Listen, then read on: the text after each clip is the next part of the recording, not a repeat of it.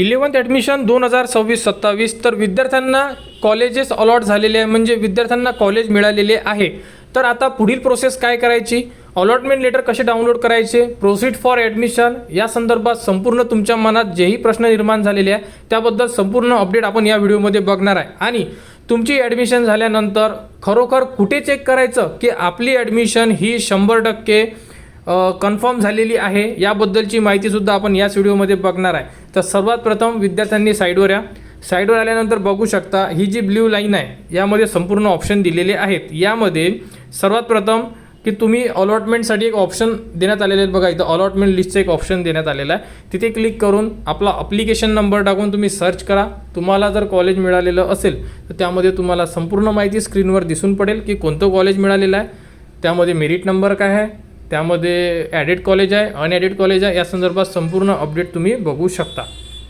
ठीक आहे, त्यानंतर आता बघा तुम्हाला करून घ्यायचं आहे सर्वात प्रथम लॉग इन। तुमच्याकडे ID आहे आणि पासवर्ड आहे किंवा जेही ॲडमिशनची प्रोसेस आहे ही आपल्याला लॉग इनमध्ये जाऊनच करायची आहे। तर ID टाका, पासवर्ड टाका, कॅप्चा टाका आणि सर्वात प्रथम लॉग इन करून घ्या।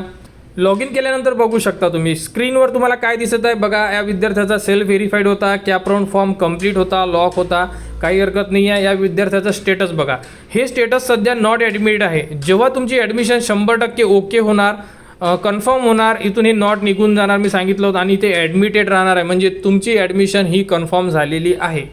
क्लिअर। त्यानंतर आता काय करायचं बघा, सर्वात प्रथम तुम्हाला इथे एक ऑप्शन दिलेला आहे कॅप ॲडमिशन, इथे क्लिक करायचं आहे, कारण की इथे क्लिक करूनच आपण त्यामध्ये दिलेली संपूर्ण माहिती चेक करू शकतो। क्लिअर। तर बघा इथे क्लिक केल्यानंतर दोन ऑप्शन आहे, तर यामध्ये पहिलं ऑप्शन क्लिक करा कॅप अलॉटमेंट स्टेटसला। यामध्ये तुम्ही तुमचे अलॉटमेंट लेटर डाउनलोड करू शकता आणि ॲडमिशनला जर तुम्हाला ॲडमिशन घ्यायची असेल तर प्रोसीड फॉर ॲडमिशन तुम्ही करू शकता। तर बघू शकता स्क्रीनवर तुम्हाला संपूर्ण माहिती दिसत आहे, त्यामध्ये कोणते कॉलेज मिळालेले आहे हे सुद्धा तुम्ही बघू शकता। यामध्ये आपण जे डॉक्युमेंट्स अपलोड केलेले होते हे डॉक्युमेंट्स परत तुम्ही चेंज करू शकता। जर तुम्हाला चेंज करायचे असेल तर परत इथून असे अपलोडचं ऑप्शन येईल, अपलोड करू शकता। त्यानंतर बघू शकता इथून तुम्हाला प्रिंट अलॉटमेंट लेटरचं ऑप्शन दिलेलं आहे, इथून तुम्ही डायरेक्टली प्रिंट काढू शकता। प्रोसीड फॉर ॲडमिशनचं ऑप्शन या विद्यार्थ्याला ब्लर केलेला आहे, कारण की या विद्यार्थ्याला 1 नंबरचं कॉलेज मिळालेलं आहे आणि 1 नंबरचं जर कॉलेज मिळालं तर तुम्हाला ॲडमिशनला जावंच लागते आणि ॲडमिशन घ्यावीच लागते, कारण की 1 नंबरचं कॉलेज मिळालेलं आहे त्यामुळे। तर बघा प्रिंट अलॉटमेंट लेटरला क्लिक केल्यानंतर या विद्यार्थी अशा प्रकारे यांचं अलॉटमेंट लेटर डाउनलोड होऊन जाणार। इथून सध्या प्रिंटचं ऑप्शन दिलेलं आहे, हे सेव्हसुद्धा करू शकतो आपण PDF-मध्ये। तर सेव्ह करूनसुद्धा तुम्हाला दाखवतोय की तुम्हाला अलॉटमेंट लेटर कशा प्रकारे असणार आहे आणि ते स्क्रीनवर सुद्धा काय लिहिलेलं राहणार आहे, या प्रकारे तुम्हाला संपूर्ण माहिती दाखवतो। हे अलॉटमेंट लेटर घ्या, डॉक्युमेंट सांगितलेलं आहे, TCची गरज नाही आहे कारण की TC मिळालेली नाही आहे तुम्हाला, त्यामुळे ऑनलाईनची मार्कशीट घेऊन जा आणि त्यानंतर तुमची जे कास्ट सर्टिफिकेट आहे, नॉन क्रिमिनलबद्दल जेही प्रूफ आहे तुमच्याकडे तर ते डॉक्युमेंट्स तुम्ही घेऊन जा। त्यानंतर बघा कॅप अलॉटमेंट लेटर अशा प्रकारे एक पेज राहणार आहे, ज्यामध्ये तुमची संपूर्ण इन्फॉर्मेशन जे तुम्हाला कॉलेज मिळालेलं आहे त्याबद्दलची सुद्धा इन्फॉर्मेशन, ॲडेड अनॲडेड, तुमची संपूर्ण A to Z माहिती त्या लेटरवर राहणार आहे।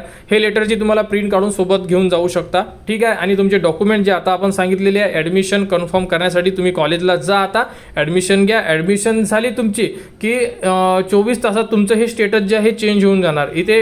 इथे ॲडमिटेड लिहून आल्यानंतर तुमची ॲडमिशन त्या कॉलेजमध्ये 100% कन्फर्म झालेली आहे। त्यानंतर तुम्हाला आता काही करायची गरज नाही आहे, तुमची ॲडमिशन झालेली आहे। तर ही प्रोसेस अशी करायची आहे, लवकरात लवकर प्रोसेस करा, आजपासून ही प्रोसेस सुरू झालेली आहे। तर ज्या विद्यार्थ्यांचे नंबर लागलेले नसेल तर त्या विद्यार्थ्यांसाठी सुद्धा स्पेशल व्हिडिओ बनवण्यात येणार की त्या विद्यार्थ्यांनी आता पुढील प्रोसेस काय करायची, कॅपराउंड 2चा फॉर्म कोण भरू शकते या संदर्भात संपूर्ण अपडेट तुम्हाला आपल्या चॅनलवर देण्यात येणार। त्यासाठी आपल्या चॅनलच्या कनेक्टमध्ये राहा, चॅनलला सबस्क्राईब करा आणि हा व्हिडिओ इतरांपर्यंत शेअर करा।